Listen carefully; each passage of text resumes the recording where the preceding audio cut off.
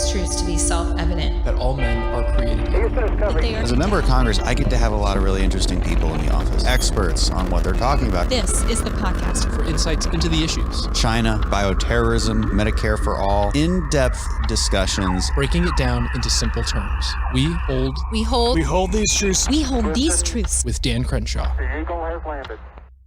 Hey everybody, welcome back to the show. Today, I want to talk about federalism and the role of local and state government, the role of federal government, especially as it pertains to a crisis and the pandemic that we're facing right now. It seems to me that as I look across the nation, different governors, different mayors dealing with this problem differently, it really is, in a sense, a rebirth of people's knowledge of federalism and this understanding that the federal government is there to support the actions and management of state and local officials.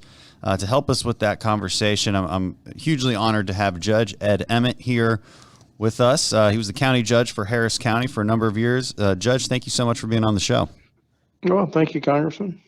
Well, again, we really appreciate it. Let me read to people what your career has been like. You have been a Texas state representative, a member of Interstate Commerce Commission, and as an independent transportation consultant before you were appointed to county judge by the Commissioner's Court in 2007, and you served us for almost 12 years here in Harris County.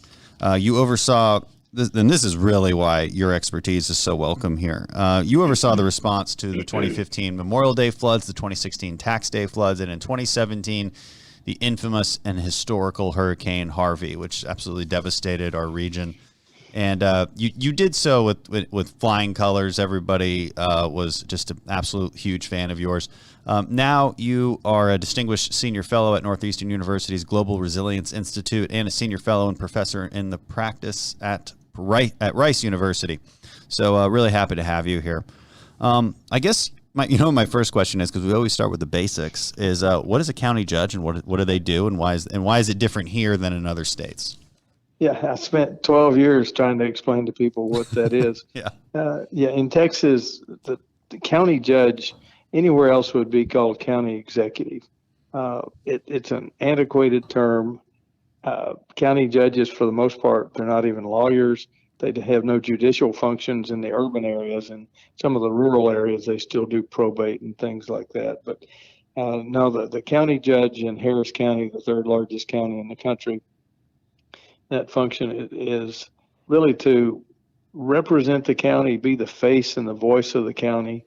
But following 9/11, I'm going to jump ahead because I know this is the question people really want to ask is, well, what's that got to do with hurricanes and floods?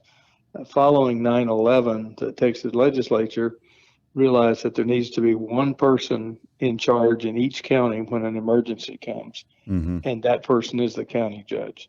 And so Harris County, my predecessor, Robert Eccles, did a great job of steering the county in the right direction, creating an Office of Emergency Management. And then I took over that operation. Hurricane Ike came along in 2008. So that was my first sort of baptism into emergency management. And as you mentioned, then we had subsequent floods, and then we had the mother of all disasters until COVID, and that was Harvey. Yeah, and you were a huge part of getting Houston and Harris County through that. What are some of the things that we do differently here in Houston that maybe the rest of the country could be looking to for some advice? Well, anybody who has walked into the Harris County Emergency Operations Center for the first time, their breath is taken away. Yeah, it's a bigger operations center than I think I've ever seen in the military. I mean, it's extremely impressive. It is probably the best, most technologically advanced, largest emergency operations center. And what we did there was we created a place where everybody is going to be in the same room, so that we could make a mistake, but it won't be because we don't have the right information. Mm-hmm. If you remember during Hurricane Katrina, and I'm not pointing fingers, but you had the mayor of New Orleans doing one thing and the governor of Louisiana doing something else, and FEMA director doing something else, and it was just all over the place. Well, we can't do that. We will all be working with the same information. We have everybody in the same room, from the federal military assets all the way down to the local nonprofits. 98 workstations, and during any emergency, Harris County will have 500 to 600 people in the building, locked in, working. What did you learn about relationships with federal government during Hurricane Harvey, and how do you think those can apply to now as we're dealing with the pandemic? Well, the federal government, you cannot rely on them to be the first responders, the people that deal with it on the ground. It just can't happen. The country's too big. Harvey was really one of the first times we couldn't even rely on the state. We have a wonderful thing called Texas Task Force One, but they had gone to the Gulf Coast where Harvey, the hurricane, hit. By the time they could redeploy and come to our aid, the floods had come and the highways were flooded and they couldn't move, so we were on our own. So the federal government is really the backup. Now, a little bit of history lesson here. There are always seminal moments, in history where roles of government change. Hurricane Andrew in 1992, when it hit Florida, was the first time that suddenly the President of the United States was either being blamed or praised based on what happened in a hurricane. Yeah. Prior to that, hurricanes came. I remember 1983 when I was in the legislature. One came right over Kingwood, the area I lived in. Trees were down. Nobody said, "Where's FEMA?" Nobody said, "Where's the federal government?" Andrew changed all that. And that's what created the whole FEMA structure now. But even then, they are only after the fact. Dealing with the emergency itself is always going to be a local response.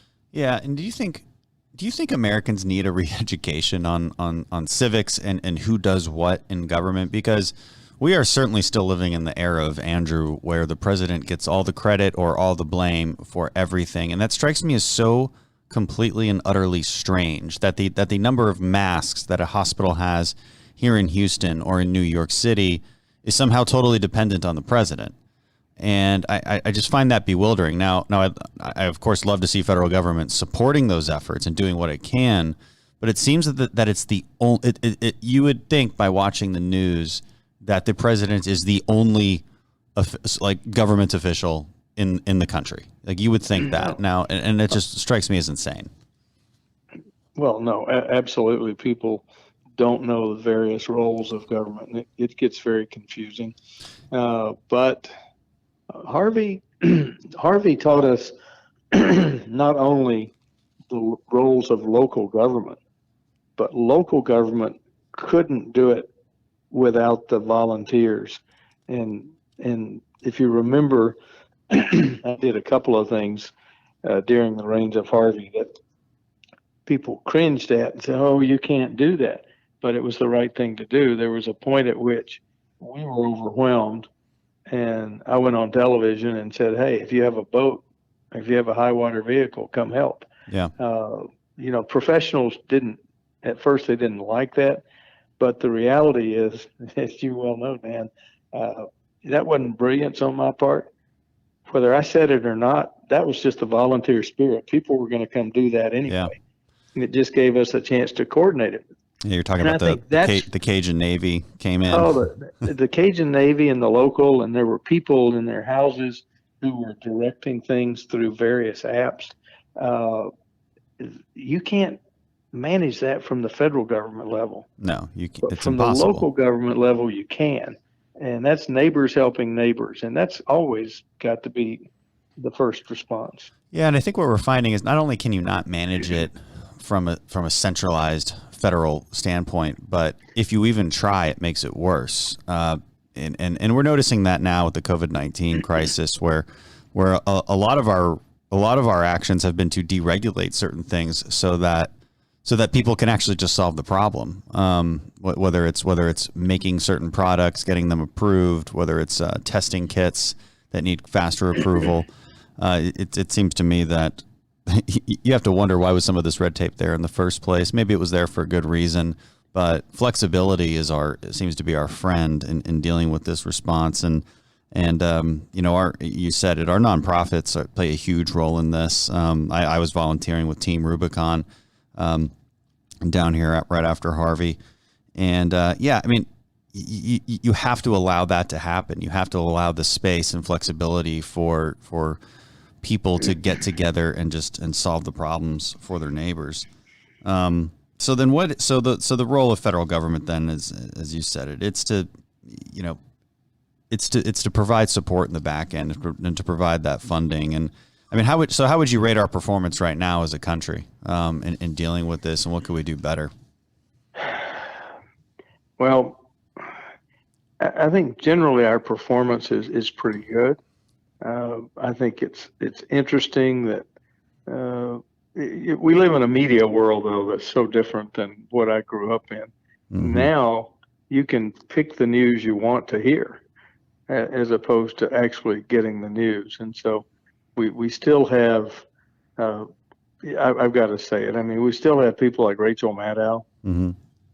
who just said, oh, there's no way a hospital ship's ever going to make it to New York. And yeah. And of course it was there. And that's not to say that the president hadn't made some missteps, but we're all going to make those missteps. So one of the things I learned early on, and I always told my staff in everything I've done, but specifically as director of emergency management, is in the midst of the battle, in the midst of the crisis, that's not the time to start criticizing each other. Yeah. That's the time to keep going forward. You can get together and kill each other after it's all over. That's fine. Yeah. But right now, we got to solve the problem. And I think generally it's going pretty well. The president is a optimistic sort of person. Mm-hmm. So, maybe he was overly optimistic in the beginning. Is that a bad thing? Not really. Right. And what frustrates me about that accusation was that his tone was optimistic, but that didn't mean that on the back end they weren't doing things. I mean, we're going to put out a video here in the next few days on just listing in a chronological way all of the actions that were taken while all of his critics were doing nothing. And that's what frustrates me the most, is the hypocrisy. And it really is political opportunism at its worst. And you said it exactly. You can't do that in the midst of the crisis. Joe Biden yesterday tweeted that it's a national disgrace that our nurses and doctors don't have the PPE that they need. Well, I mean, listen, what's your point in tweeting that, Joe Biden? Really, what kind of political opportunism? Why is that so necessary to say that? And so what I said back at him is like, well, two can play at this game. Like, if we can, guess how easy it is to hit back with a bad faith, cynical criticism. And I could say, well, you were vice president, and you went through Ebola and H1N1, and you still didn't add to the national stockpile of PPE, even though you could have known better. Why didn't you do that? See how easy that is? And what's the point? Right? Like, it's everybody's doing the best they can. No, and I lived through that in Harvey. I mean, a fair question to ask is, well, gee, why didn't we have more flood mitigation in place? Mm-hmm. Well, because there'd never been a 50 to 60 inch rain in North American history. Yeah. Right. Yeah, and it's such a wrong-headed accusation, isn't it? It's just, I don't know why people think that's a good point to make. You can't prepare for everything. No, and it is politics. It is. It's disgusted me quite a bit, and it worries me about our next conversation. And the next conversation is, what's our timeline for reopening the economy and reopening society? This is not sustainable. The situation we're in right now, 10 million people filing for unemployment and growing is totally unsustainable. There's a real question out there as whether the cure is worse than the disease itself. And Houstonians have a lot of questions, because we look at New York and we're thinking we're not like New York. Okay, we don't have even close to the case numbers. Our I monitor our case numbers every single day. They're growing slightly in number every single day, but very slightly. Still under 100, not total, but per day. Our hospitals are not overwhelmed, and they're a long way from being overwhelmed. But and we're not like New York either. We're not living on top of each other. So Houstonians have real questions like, what shouldn't our balance be different than New York's? I mean, should our and are we going to strike it correctly? Are we going to get a timeline established, and then are we going to have reasonable conversations with each other about that? I worry that we won't. Well, what worries me is, and I say this even about local officials here, nobody has said what the end game is. They love to talk about metrics, but tell me, what are the metrics that say, okay, right, we're going to let businesses reopen? Yes, that's exactly what we need. The smaller businesses. I mean, the county judge, and I'm not here to criticize her now, but it's fine to say we're going to shut everything down, but give some people an idea of when they might reopen. Right. What are we looking for? And you mentioned New York. One of the things that has just driven me up the wall, because the national media reports on New York. They talk about hospital shortages. I'm on Memorial Hermann Foundation board, and here we actually had an excess of hospital beds going into this. So we can handle it much better than New York could. It doesn't mean we don't have to take precautions and assume that we will run out of hospital beds eventually, but we're totally different. But talking about the economy, we can't get away from the fact that absent the COVID-19 crisis, our area would be in a world of hurt anyway because of what's going on with the price of oil. Yeah.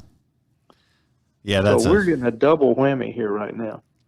Yeah, that's absolutely true. And, there is a public health crisis brewing because of an economic downturn.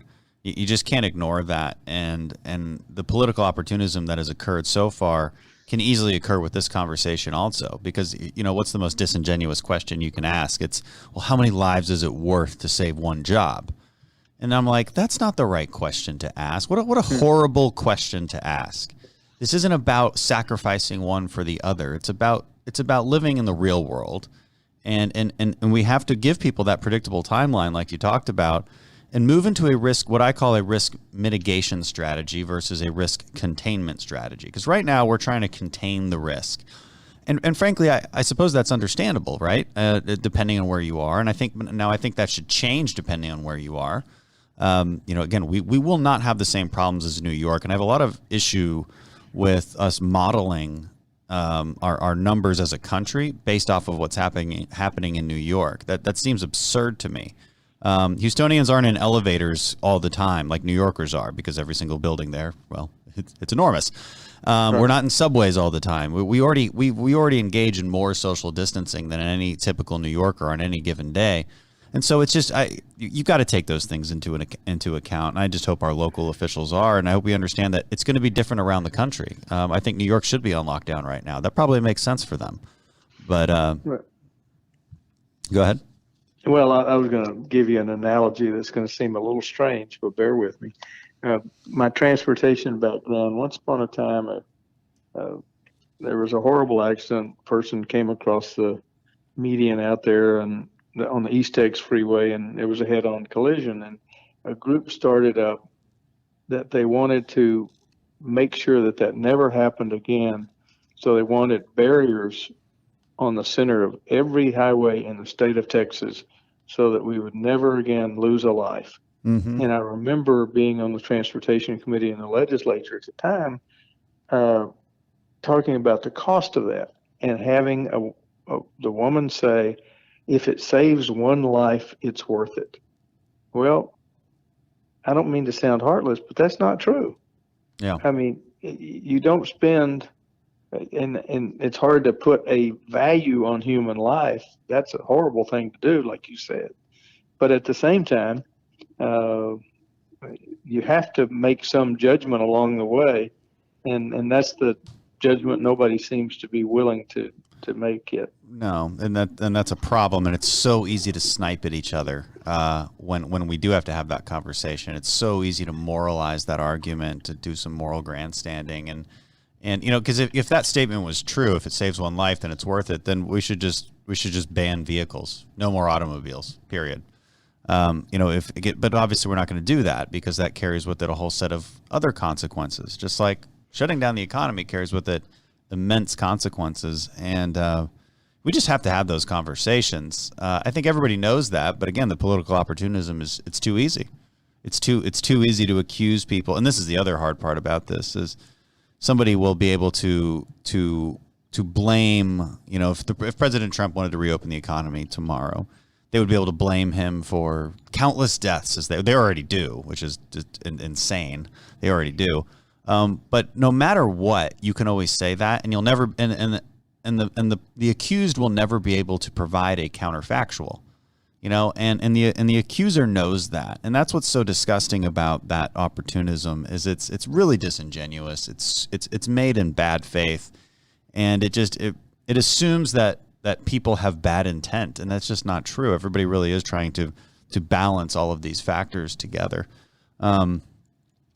So what would you say? Because I know our local officials get a lot of heat from the Texas Medical Center personnel, and for understandable reasons. The doctors and nurses, they don't want to be overwhelmed with this virus, and that has driven a lot of the decisions to really close things down here in Houston. I mean, do you agree with what we're doing right now for the most part, or what's your analysis on that?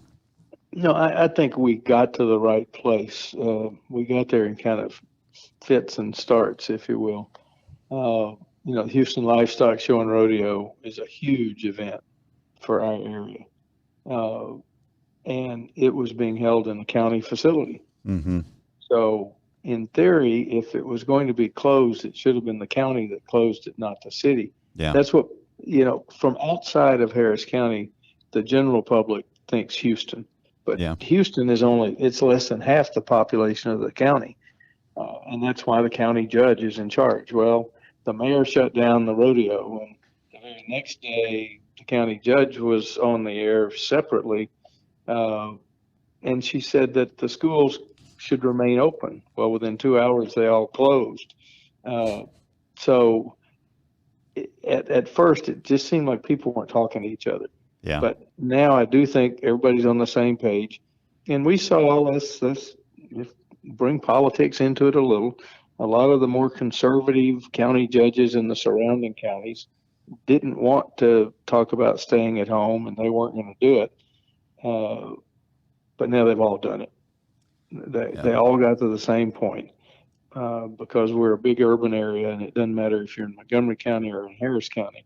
You need some consistency, and now they seem to have gotten there. But my worry is still nobody's saying, well, what's the end game? Right. How long are we going to be like this? It's a huge problem. It's a huge problem, and leaders have to have the courage to actually set a timeline. I've been saying this constantly: set a timeline, and unless things drastically change, you stick to that timeline.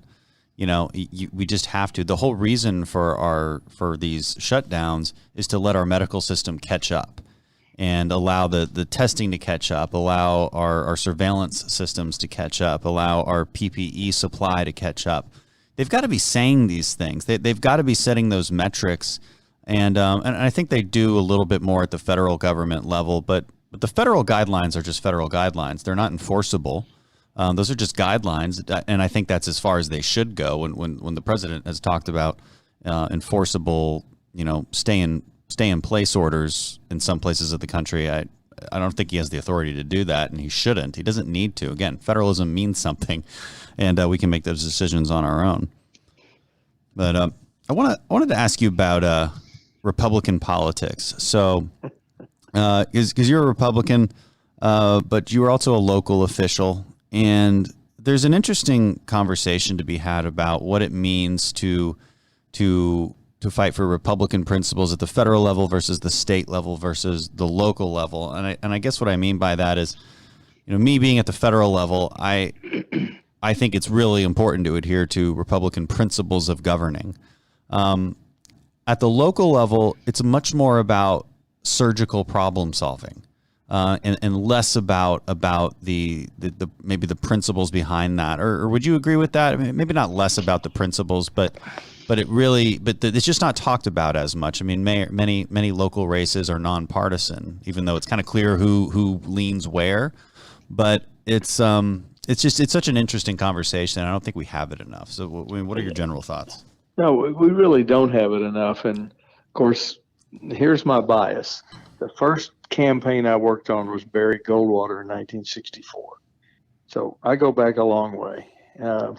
When I was elected to the Texas House in 1978, there were 24 Republicans and 126 Democrats in the Texas House. So I've been in on kind of the ground floor. And since about, I guess, 94, of course, Republicans have dominated the state, and we dominated Harris County until the last two election cycles.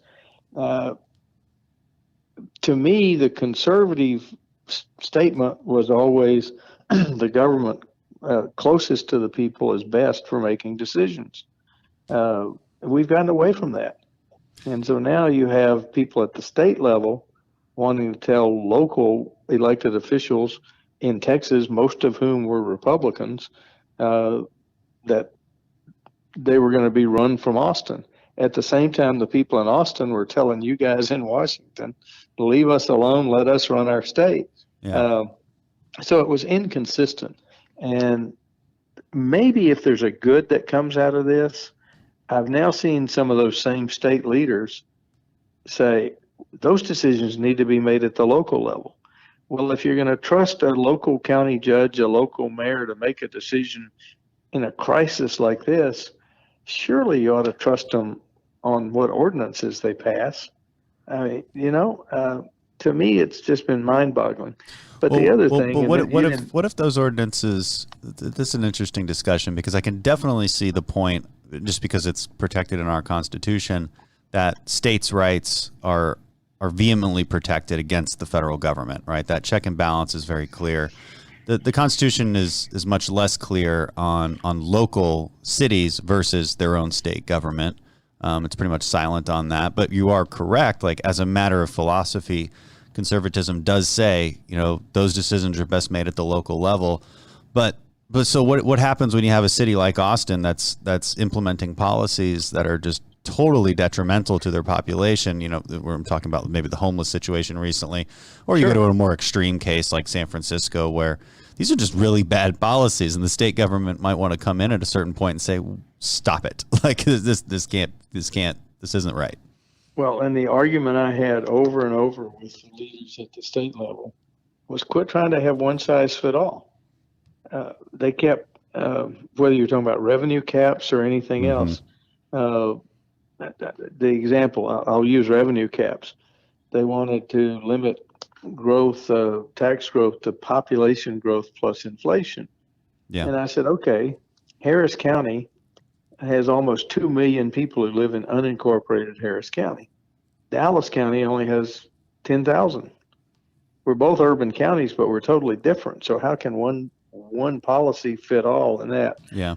If the state wants to say you can't ban plastic bags or you can't do this for the homeless, that's one thing. Yeah. But telling the local governments how to run their business, right?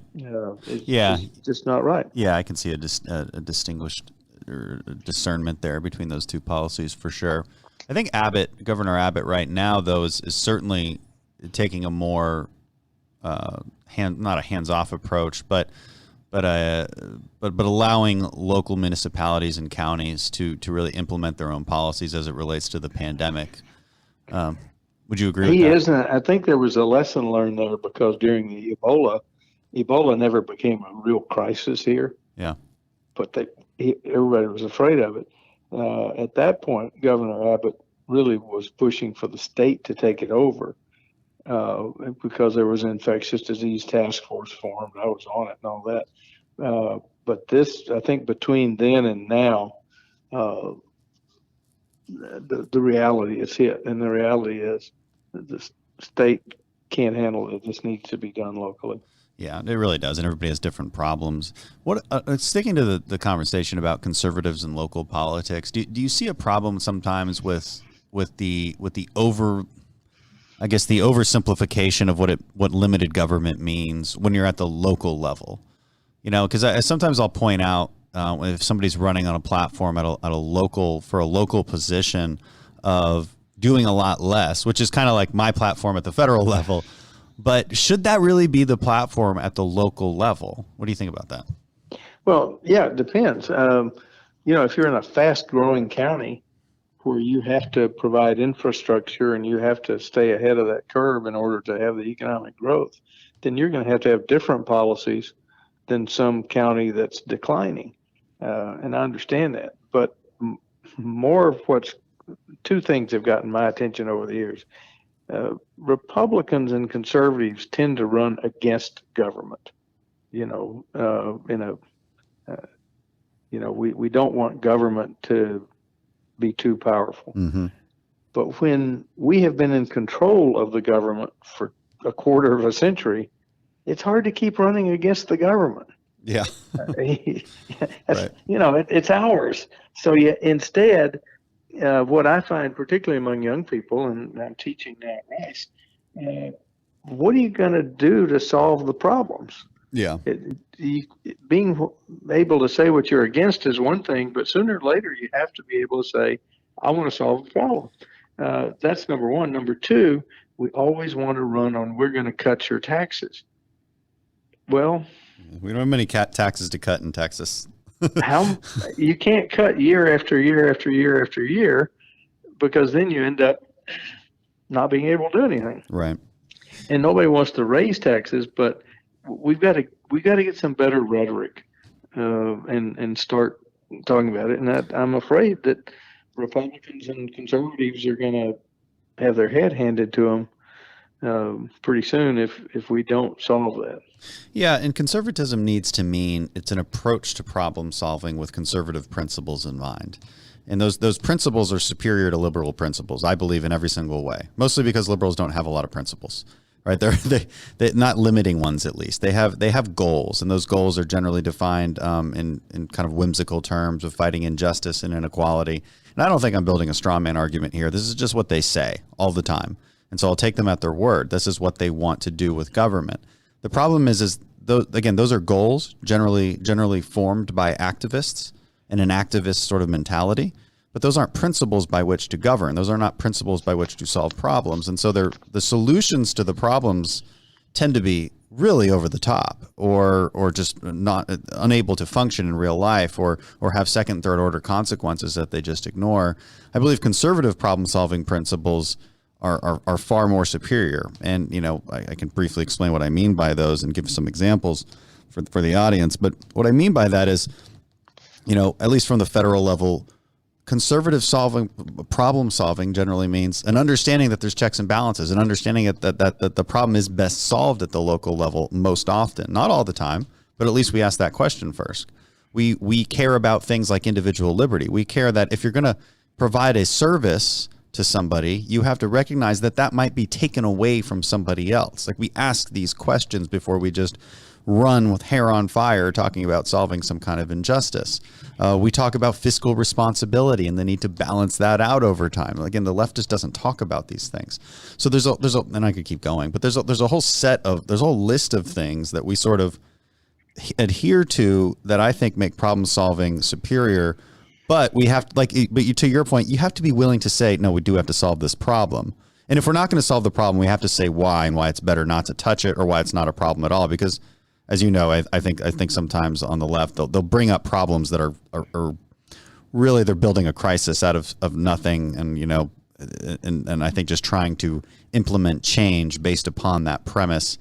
But for the most part, or not for the most part, but sometimes they're right, and we have to be able to address certain problems like healthcare, like the environment. And I try to make a point of using conservative principles to address these problems that people really do care about.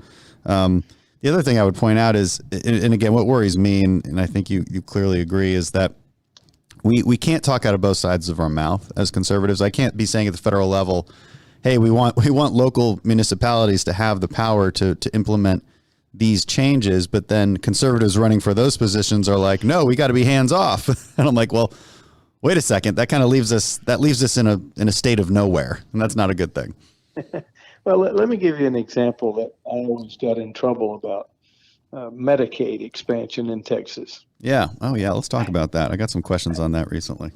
Harris County Hospital District, now known as Harris Health, 27% of the property tax collected by Harris County goes to the hospital district. And only money that Harris County gets, other than a few fees and things, we don't get any sales tax. The county only survives on property tax. So for a county like Harris, if we could have taken Medicaid dollars, we could lower property taxes a huge amount. And all the people in Austin kept complaining about how high property taxes are. Well, we don't have any control over, number one, we don't get to choose our customers in the hospital district. And we obviously had no control over medical cost and healthcare cost. So I had some conversations with some Tea Party folks. And I said, look, this isn't about who gets served. The same number of people are still poor. The question is, who's going to pay for it? Is it going to be the local property taxpayer, or is it going to be the federal government or state government through Medicaid? That's the conversation we need to be having. You couldn't even get anybody to talk about it. Yeah. But when you tell people 27% of your property tax to Harris County goes straight to indigent health care. Now, should that be the case, or should the state or the federal government pick up some of that cost? Yeah, it's a really interesting debate, one that I was never a part of. But I think from their side, it is more sustainable to at least to do it the way we're doing it now. Because if you do it from the other side, which is, okay, federal government promises this money, but that program continues to grow and the budget continues to grow, and the state then has to fork over more and more money to deal with it. The other interesting thing about, and correct me if this analysis is wrong, but it's something I hear, because those people still get cared for either way, right? And so the left would say, oh, if they're not on Medicaid, they don't get cared for. That's just not true.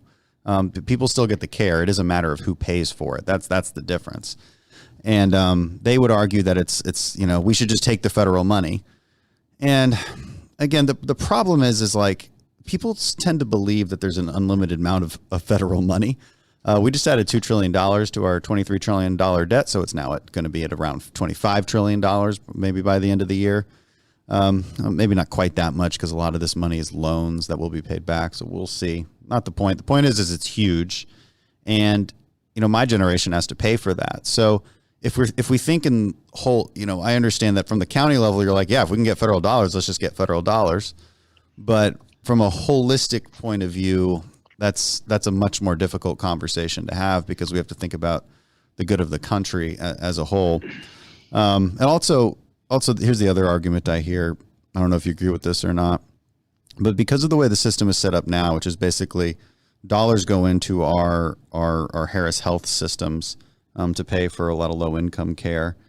There's a much more of an incentive to get these people healthy and out of the hospital, or out of, just healthy and on their way, as opposed to Medicaid, where there's a bit more of an incentive to keep billing Medicaid and have people keep coming back. Is that a legitimate argument?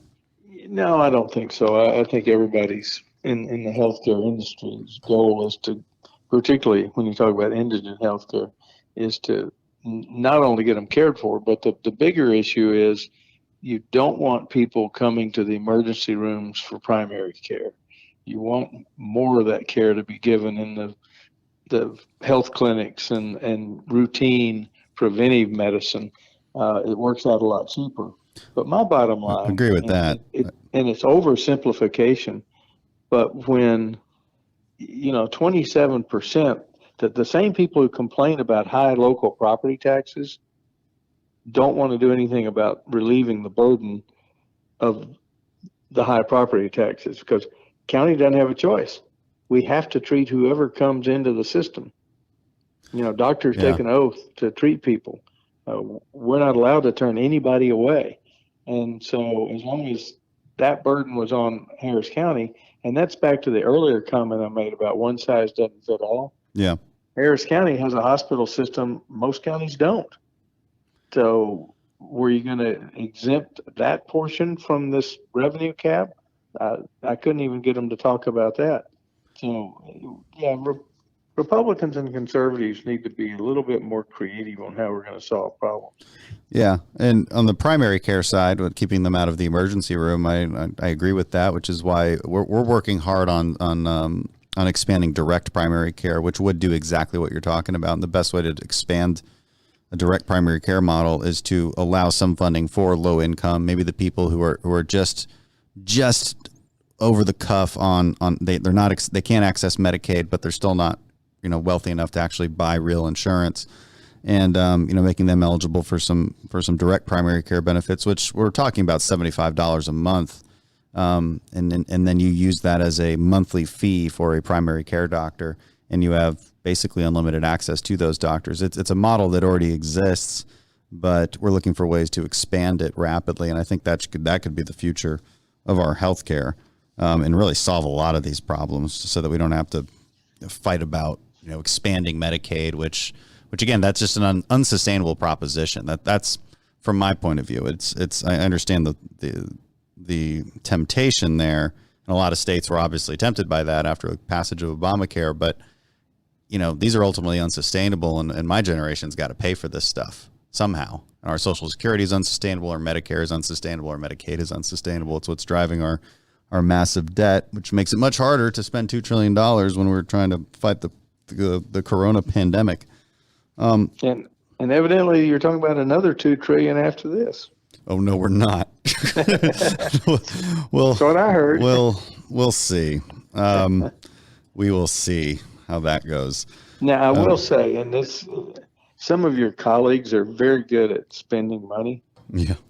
Following Harvey, the DSNAP program, Disaster Supplemental Nutrition program, it's a worthwhile program, no question. But a quarter of the population of Harris County got DSNAP checks. Yeah. Does that make? And the rules were you had to be damaged by Harvey, and you couldn't already be on SNAP. And there's no way. Those numbers just don't add up.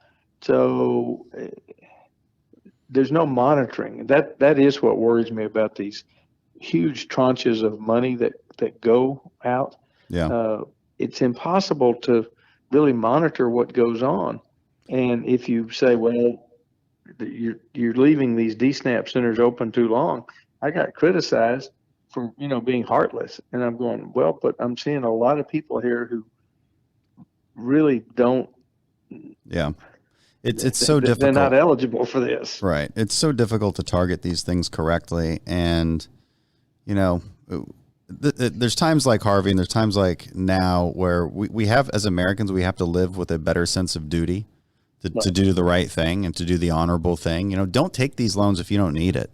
If you're getting a $1,200 check soon and you have no disruption in your income, try to donate that. I mean, that makes me ask a question, because I just saw on the news. Does every Social Security recipient get $1,200? Yeah, that's been going back regardless of income. Right, and this is my consternation with this. So because Treasury was getting hammered for this, because people were mad that some Social Security recipients wouldn't get the $1,200. The question is, why would they get it? Why? Nothing has changed. Nothing has changed in your life, and why would you get it? So now they did change it, so you will get it. You will get it, but that's an honest question. The direct cash payments in this bill, frankly, make very little sense. That's what you do. That's what you do if you really want to stimulate the economy. So you could make a better argument for this direct cash payments in a couple months when we want to reopen the economy and we want people to go spend money. You could make a much better argument for it. Right now, it makes no sense. It makes no sense whatsoever. I wonder if there's a way for, because I get Social Security. I'm 70 years old. I deferred it until I was 70, but you have to start at that age. My wife gets Social Security. We don't need $2,400. Right. That's the problem. How could we all, and you know that there are a lot of people over the age of 70 that really don't need the money. How could we actually turn around and put that to use for those? I mean, yeah, I could just say, okay, I'm going to give 1,200 to this group or that group, but maybe we ought to figure out a way to coordinate that a little bit. Yeah, well, I mean, this is the problem with untargeted direct cash payments. It's why a lot of us were against it. But in the case of an emergency, one, it is too hard. You know, the counter argument, well, is that it's just too hard to target it correctly, and that's fair. That's somewhat true. I think just targeting it through UI payments, and we did do that. We increased UI unemployment payments, so that directly targets the people who actually lost a job and actually have a disruption in income. Versus everybody else. So it's not well designed. It's too much, way too much money for a lot of people, and it's not enough money for the people who actually need it. So it's certainly something I've had a problem with. And all I can tell people is, hey, donate it or make sure you spend it all on your local businesses, because they're going to go under, and they hire people, and they need your help. I mean, we need to actually spend the money. You know what? One question, because when you talked about this earlier about Democrats and Republicans in Texas, and you've been around a while, and so I wasn't going to ask this question, but when you started talking, it brought it up for me in my mind. So maybe this is an interesting place to end. Texas was under firm Democrat control for decades. You said that changed in the 90s when it's now firmly under Republican control. It's not as if the character of Texas changed that much, right? So what does that tell you about the difference in political parties and the real change in the Democratic Party, especially over the last few decades? Well, that's a whole class that I could teach. When I started I mentioned Barry Goldwater in 1964. Texas has always been a two-party state. It's just the two parties prior to really the 90s were the liberal Democrats and the conservative Democrats. And there were actually many years where more people voted in the Democratic primary in Texas than voted in the general election. And there were huge numbers of counties that might vote 75, 80% for the Republican for president, and all of the local elected officials were Democrats. The Democratic Party was not a philosophically based party. It had an extreme right wing and an extreme left wing. And as it began to sort out, Richard Nixon started it with a Southern strategy. Ronald Reagan certainly made it.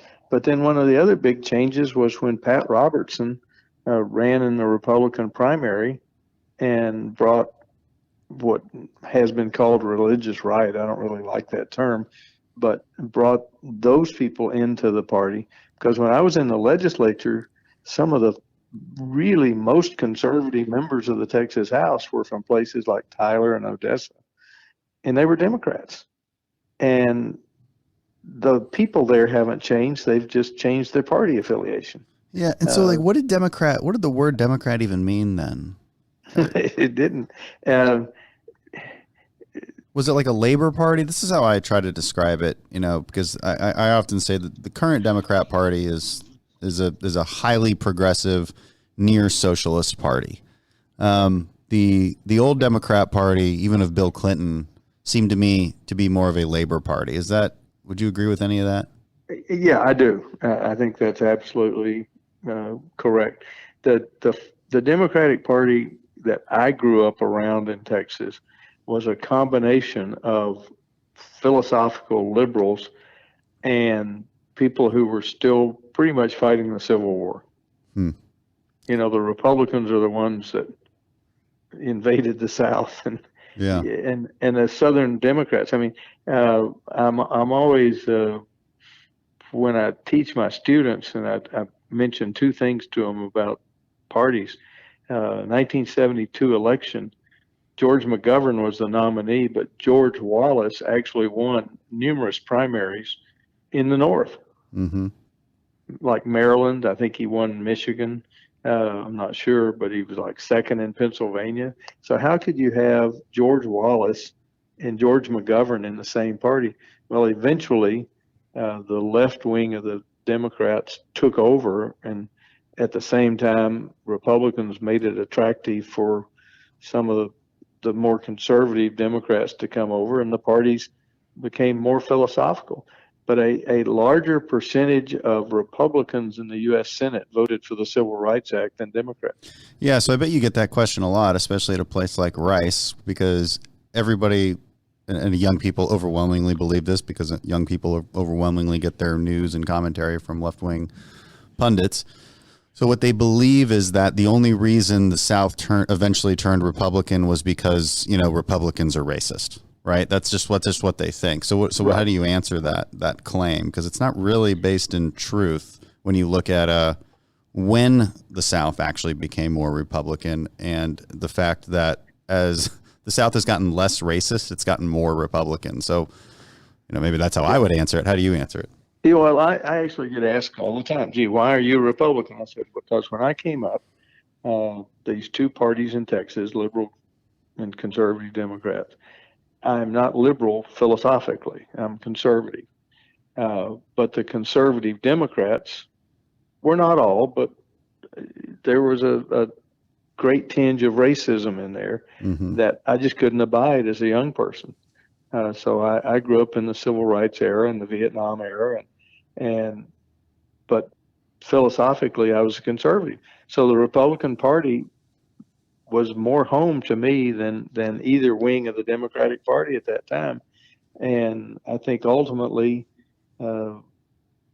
that's where our party's gonna get back to. We've gone a little bit far afield in certain areas, and we've quit telling people how we're going to solve problems.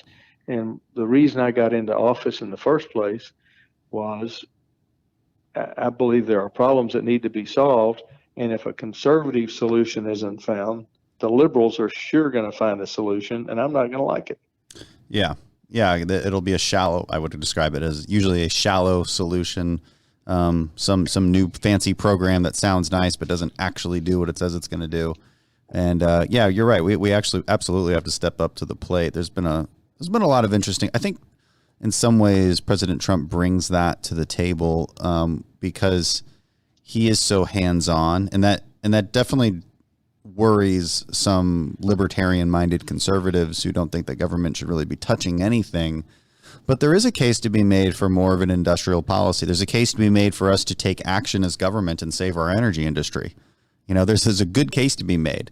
On the far right, libertarians would simply say, well, if Saudi Arabia can make it cheaper, then they should just make it and we should just import it. That would be the most efficient thing to do. Well, but that's not necessarily a good idea for us to just give up our industry like that. And I think we have to be able to adapt in cases like this and in many other cases.